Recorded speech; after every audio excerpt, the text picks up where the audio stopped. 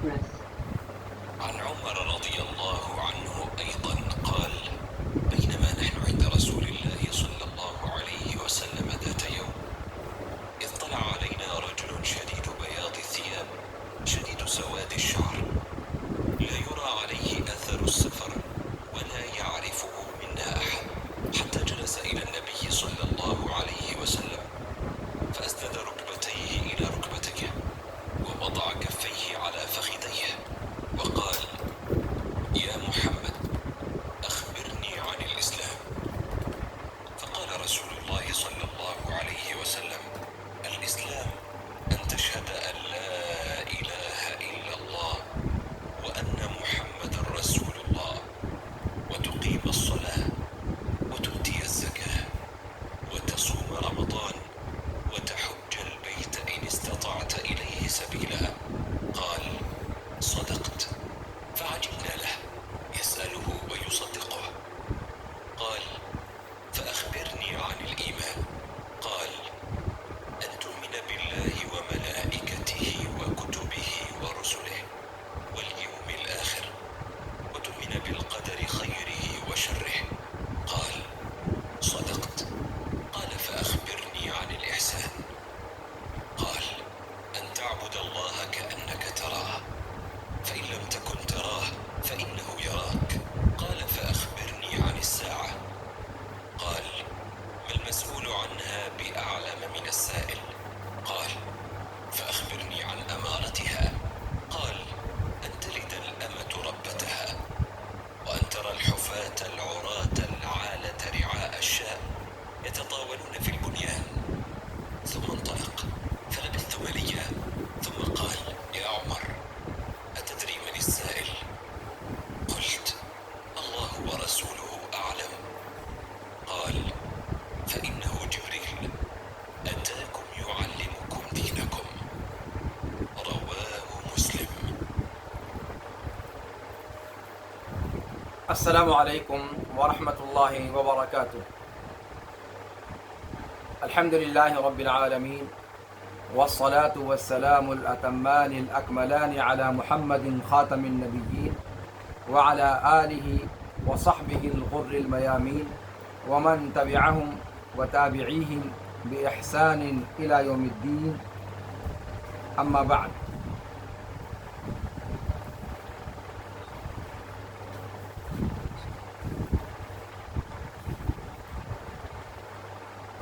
آپ تمام حضرات کا آج کے درس میں خیر مقدم ہے.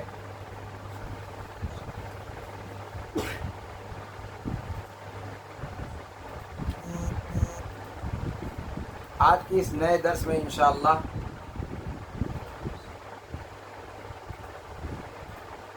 ہم اربعین نوویہ کی دوسری حدیث انشاءاللہ پڑھیں گے. اس سے پہلے کے جو دروس تھے ان کے اندر ہم نے اربعین نوویہ کے بارے میں کچھ تمہیدی باتیں آپ کے سامنے رکھیں اور اس کے بعد اربعین کی اہمیت اور اس کے مصنف کے بارے میں آپ کے سامنے باتیں پیش کی گئیں. پھر اس کے بعد انما الاعمال بالنیات پر تفصیل کے ساتھ آپ کے سامنے اس کی شرح پیش کی گئی. آج انشاءاللہ العزیز ہم دوسری حدیث اربعین نوویہ کی پڑھیں گے. اور اس سے پہلے کہ میں اس کا درس شروع کروں میں آپ کے سامنے اسکرین پر چاہتا ہوں کہ وہ حدیث شیئر کر دوں تاکہ اسی کی روشنی میں پھر ہم آگے انشاءاللہ پڑھیں. تفصیل کے ساتھ حدیث سامنے رہے گی تو ہمیں گفتگو کو سمجھنے میں آسانی ہوگی. یہ آپ کے سامنے اسکرین پر روایت پیش کی گئی ہے. درس کے آغاز پر اس حدیث کی تلاوت بھی اس حدیث کو پڑھا بھی گیا ہے اور इंशाअल्लाह इसी حدیث کی تشریح آج کے درس میں ہم آپ کے سامنے رکھنے کی کوشش کریں گے۔ اربعین نوویہ کی یہ دوسری حدیث ہے۔ آئیے سب سے پہلے حدیث اور اس کا ترجمہ پڑھتے ہیں اور پھر اس کے بعد انشاءاللہ اس کی تشریح کی طرف ہم آگے بڑھیں گے۔ امام نووی رحمہ اللہ نے پہلی حدیث انما الاعمال بالنیات ذکر فرمائی ہے اور اس کے بعد دوسری حدیث کے طور پر اس حدیث کو ذکر فرمایا ہے۔ یہ روایت عمر بن الخطاب رضی اللہ تعالیٰ عنہ وارضاہ سے مروی ہے۔ آئیے پہلے روایت کو پڑھتے ہیں۔ عن عمر رضی اللہ عنہ وارضاہ ایضا قال بینما نحن عند رسول اللہ صلی اللہ علیہ وسلم ذات یوم اذ طلع علینا رجل شدید بیاض الثیاب شدید سواد الشعر لا يرى عليه اثر السفر ولا يعرفه منا احد۔ عمر بن الخطاب رضی اللہ تعالیٰ عنہ وارضاہ اس حدیث کے راوی ہیں، جیسے کہ اس سے پہلے والی حدیث کی روایت بھی انہی سے مروی تھی۔ فرماتے ہیں کہ اس درمیان کہ ہم اللہ کے رسول صلی اللہ علیہ وسلم کے پاس بیٹھے ہوئے تھے، آپ کے پاس موجود تھے، کہ اچانک ایک شخص ہمارے پاس پہنچا جو ایسے کپڑے پہنے ہوا تھا جو نہایت سفید تھے اور جن کے نہایت سیاہ بال تھے، جن پر سفر کا کوئی نشان نظر نہیں آ رہا تھا اور نہ ہی ہم میں سے کوئی انہیں پہچان رہا تھا۔ حتی جلس الی النبی صلی اللہ علیہ وسلم فاسند رکبتیہ الی رکبتیہ ووضع کفیہ علی فخذیہ، یہاں تک کہ وہ نبی کریم صلی اللہ علیہ وسلم کے پاس بیٹھ گئے اور اپنے دونوں گھٹنوں کو آپ صلی اللہ علیہ وسلم کے دونوں گھٹنوں سے جوڑ کر بیٹھے اور اپنی دونوں ہتھیلیوں کو آپ صلی اللہ علیہ وسلم کی دونوں ران پر رکھا۔ وقال یا محمد اخبرنی عن الاسلام، اور انہوں نے کہا اس آدمی نے کہ اے محمد صلی اللہ علیہ وسلم مجھے اسلام کے بارے میں آگاہ فرمائیے۔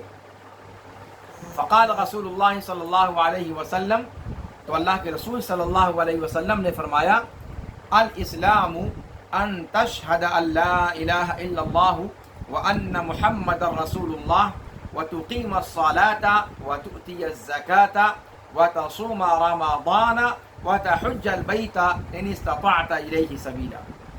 آپ صلی اللہ علیہ وسلم نے، اللہ کے رسول صلی اللہ علیہ وسلم نے جواب دیا کہ اسلام یہ ہے کہ تم اس بات کی شہادت دو کہ کوئی بھی معبود حقیقی نہیں ہے سوائے اللہ کے، اور اس بات کی شہادت دو کہ محمد صلی اللہ علیہ وسلم اللہ کے رسول ہیں، اور صلاۃ قائم کرو، زکوٰۃ ادا کرو، رمضان المبارک کے صوم رکھو اور بیت اللہ کا حج کرو اگر وہاں جانے کی سکت ہے۔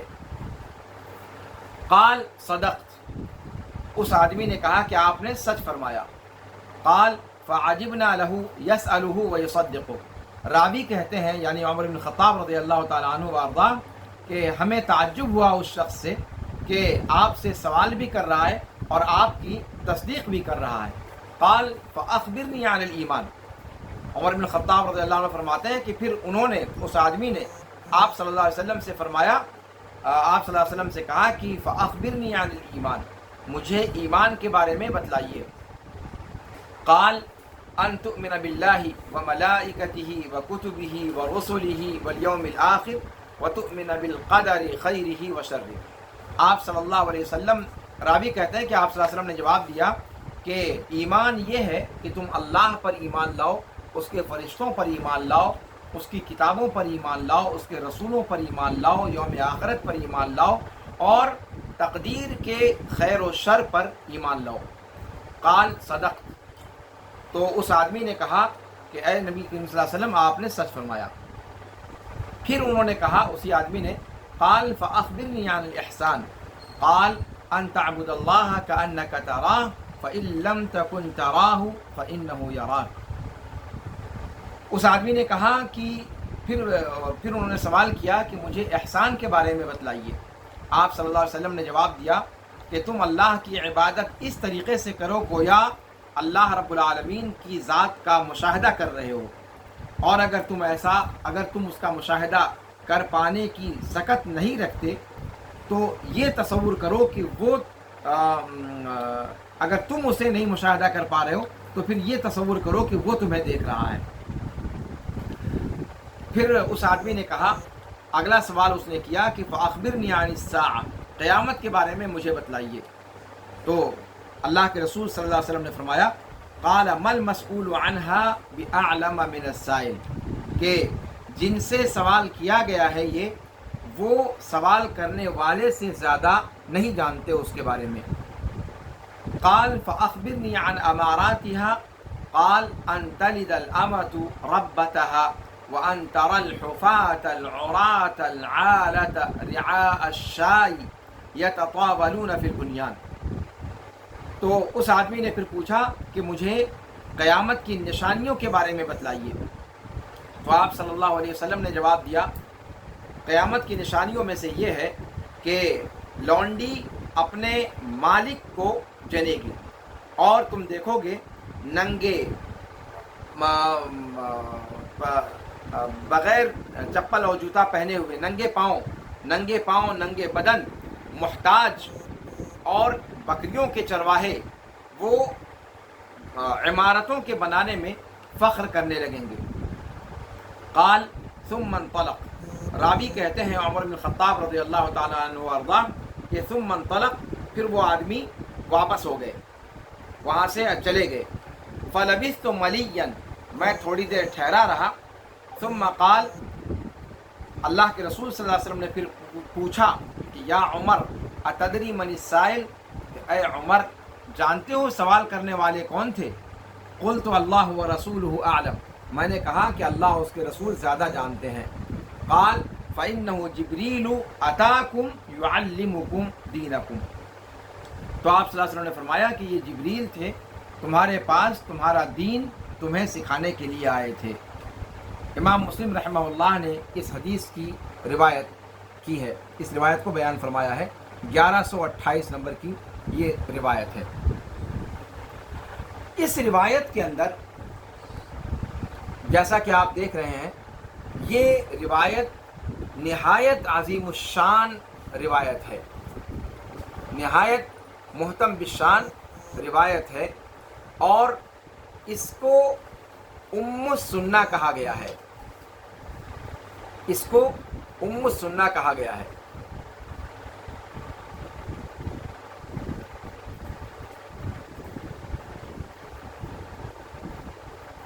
یہ روایت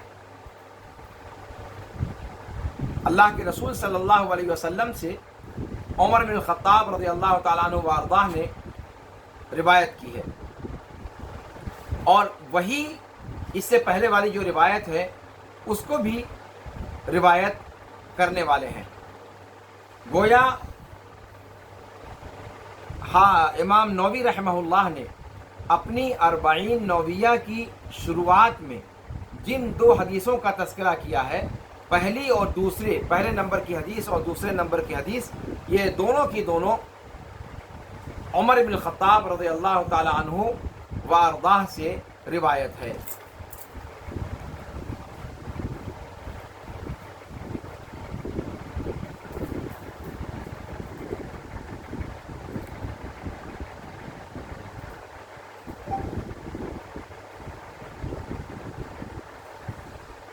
اس حدیث کے اندر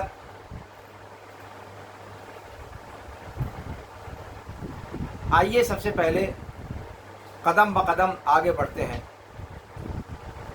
اس حدیث کو جیسا کہ میں نے آپ کے سامنے ذکر کیا، ام السنہ کہا گیا ہے۔ حافظ ابن حجر رحمہ اللہ فتح الباری میں پہلی جلد صفحہ نمبر 125 پر کہتے ہیں کہ امام قرطبی رحمہ اللہ نے اس حدیث کے بارے میں کہا ہے کہ یہ حدیث اپنے مضمون کے اعتبار سے اس بات کی مستحق ہے کہ اس کو ام السنہ کہا جائے، اس لیے کہ اس نے سنت کے سارے علم کو اپنے اندر سمو لیا ہے۔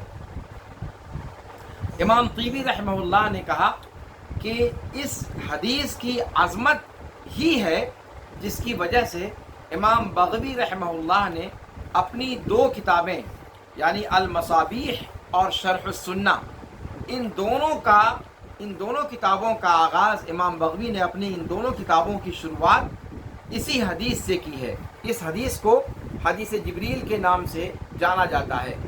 تو امام بغوی رحمہ اللہ نے اس حدیث کے ذریعے اپنی دو کتابیں المصابیح اور شرح السنہ کا آغاز کیا ہے۔ کیوں کہ جیسے قرآن کریم کا آغاز سورہ فاتحہ سے کیا گیا جس کو ام القرآن کہا گیا ہے، تو ویسے ہی حدیث کے باب میں اگر کسی حدیث کو ام السنہ کہا جا سکتا ہے تو وہ یہی حدیث جبریل ہے۔ تو جیسے قرآن کریم کے لیے سورہ فاتحہ کا مقام ہے، ویسے احادیث کے ذخیرے میں حدیث جبریل کا مقام ہے۔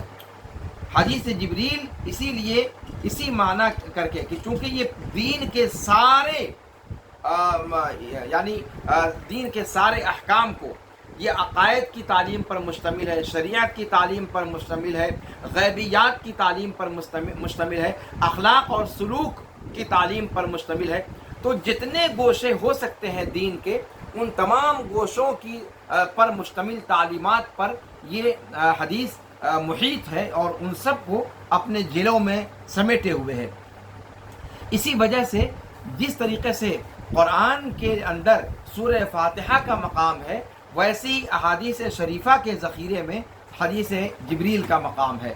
اور اسی مضمون کو امام قرطبی نے بیان کیا ہے، اور امام طیبی فرماتے ہیں کہ امام بغوی نے اسی وجہ سے اپنی دونوں محتم بشان کتابیں جو حدیث کی لکھی ہیں، یہ المصابیح اور شرح السنہ، ان دونوں حدیث کی کتابوں کی شروعات اسی حدیث جبریل سے فرمائی ہے۔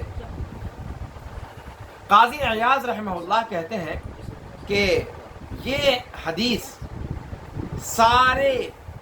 ساری ظاہری اور باطنی عبادات کے وظیفوں پر مشتمل ہے۔ ایمان پر گفتگو سے اس کا آغاز ہوتا ہے، حال اور معال کے اعتبار سے، اور اعمال جوارح کو بھی اس کے اندر ذکر کیا گیا ہے، اور انسان کا اندرونی یعنی جو انسان کا باطن ہے اس کے اندر اس کا جو اخلاص مطلوب ہے وہ بھی اس کے اندر ذکر کیا گیا ہے، اور اعمال کو جو چیزیں برباد کر دینے والی ہیں ان کا بھی اس کے اندر ذکر کیا گیا ہے، ان سے کیسے اعمال کو بچایا جائے۔ تو شریعت کے جتنے علوم ہیں وہ حدیث جبریل ہی کی طرف لوٹتے ہیں اور اسی سے متفرع ہوتے ہیں۔ امام نووی نے صحیح مسلم کے اندر بھی اس پر گفتگو کی ہے، اور جامع العلوم والحکم میں امام ابن رجب نے، اسی طریقے سے امام ابن دقیق العید نے شرح الاربعین کے اندر، اور ملا علی قاری نے عمدۃ القاری کے اندر، یہ عینی نے عمدۃ القاری کے اندر اس پر گفتگو کی ہے۔ تو کہتے ہیں کہ یہ حدیث جبریل جو ہے یہ احادیث کے ذخیرے میں یہ اس عظمت اور اس اہمیت کے حامل ہے۔ یہاں پر میں اگر یہ بات ذکر کروں کہ اس سے پہلے جو حدیث آپ کے سامنے ذکر کی گئی ہے وہ انما الاعمال بالنیات ہے، اور نیات پر گفتگو اس حدیث کے اندر بھی آپ دیکھیں گے تو وہ چیز نظر آئے گی۔ ایمان کا جو اصل ایمان کا جو تشریح ہے اس کا براہ راست تعلق انسان کی نیت سے جڑا ہوا ہے۔ تو یہ حدیث پہلی حدیث کے مضمون کو بھی شامل ہے، اور اس پر مستزاد، اس پر اضافہ کرتے ہوئے یہ دین کے سارے مسائل کو اپنے اندر سموئے ہوئے ہے۔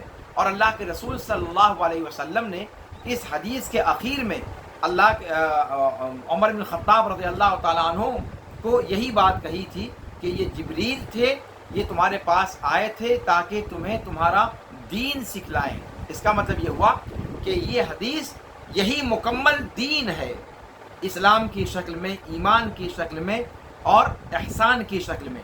اور اس کے بعد قیامت جو غیبیات میں سے ہے، قیامت اور قیامت کی نشانیاں ان حوالوں سے جو اس حدیث کے اندر گفتگو کی گئی ہے اور تقدیر کے خیر و شر پر جو بات کی گئی ہے، تو یہ پورے کی پورے شریعت کے تمام گوشوں پر یہ حدیث مشتمل ہے، اور یہیں سے اس کو ام السنہ کہا گیا ہے۔ اس حدیث کے اندر جس طریقے سے اللہ کے رسول صلی اللہ علیہ وسلم نے مختصر الفاظ میں جامعیت کے ساتھ پوری کی پوری شریعت کے مضامین کو بیان کر دیا ہے، عقائد کے ابواب کو ذکر کر دیا ہے، احسان کے ابواب کو ذکر کر دیا ہے، اور معاملات اور سلوک کو ذکر کر دیا ہے، اور غیبیات کا تذکرہ عمومی طور پر کر دیا ہے، یہ اجمال، اس حدیث کے اندر کا یہ اجمال ہمیں اللہ رب العالمین کے اس قول کی یاد دلاتا ہے کہ ان اللہ یأمر بالعدل والاحسان وایتاء ذی القربى وینہی عن الفحشاء والمنکر والبغی یعظکم لعلکم تذکرون۔ اس مختصر سی آیت کے بارے میں بھی بہت سارے مفسرین نے اس بات کو ذکر کیا ہے کہ اس آیت کے اندر دین کے سارے احکام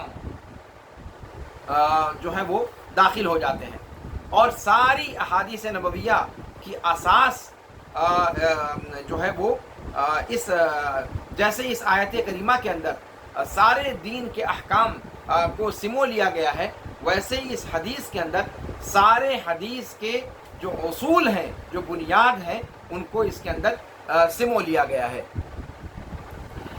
یہ روایت عمر بن خطاب رضی اللہ تعالیٰ عنہ وارضاہ سے امام نووی نے ذکر فرمائی ہے۔ یہ عمر بن خطاب رضی اللہ تعالیٰ عنہ سے یہ لمبی حدیث جو یہاں پر ذکر کی گئی ہے، یہ اور طریقوں سے بھی ذکر کی گئی ہے جو مختصر وارد ہیں، جیسا کہ ابو ہریرہ رضی اللہ تعالیٰ عنہ وارضاہ سے روایت ہے، اور ابو ہریرہ رضی اللہ تعالیٰ عنہ کی روایت وہ امام بخاری اور امام مسلم کے یہاں موجود ہے، تو وہ یہ مکمل روایت نہیں ہے، بلکہ اس کے کچھ ٹکڑے ان سے روایت کیے گئے ہیں۔ اللہ کے رسول صلی اللہ علیہ وسلم نے اس حدیث کے آخر میں یہ فرما کر کے کہ یہ جبریل تھے اور تمہارے پاس آئے تھے تاکہ تمہیں تمہارے دین کو سکھلائیں، اس سے یہ چیز سمجھ میں آتی ہے کہ اللہ کے رسول صلی اللہ علیہ وسلم یہ بتلانا چاہتے ہیں کہ دین جو اسلام ہے یہ 3 قسموں پر مشتمل ہے۔ دین جو بعین ہی اسلام ہے، ان الدین عند اللہ الاسلام، دین اللہ رب العالمین کے نزدیک اسلام ہے، تو وہ دین جس کا یہاں تذکرہ اللہ کے رسول صلی اللہ علیہ وسلم فرما رہے ہیں یہ بعین ہی اسلام ہے۔ تو کہتے ہیں کہ اسلام 3 مراتب پر منقسم ہوتا ہے، اسلام کے 3 مرتبے ہیں، جیسا کہ حدیث جبریل ہمیں واضح طور پر بتلاتی ہے۔ اس میں سے پہلا مرتبہ اسلام کا ہے، دوسرا مرتبہ ایمان کا ہے، اور تیسرا مرتبہ احسان کا ہے۔ تو گویا جو اسلام دین کے معنی میں ہے، شریعت کے معنی میں ہے، جو پورے مذہب کے معنی میں ہے، وہ اسلام عام کلمہ ہے، اور وہ منقسم ہوتا ہے 3 مراتب پر، اور ان 3 مرتبوں میں سے ایک مرتبے کا نام بھی اسلام ہے۔ ایک قاعدہ علماء کرام ذکر کرتے ہیں کہ اسم عام جو چند انواع پر مشتمل ہو،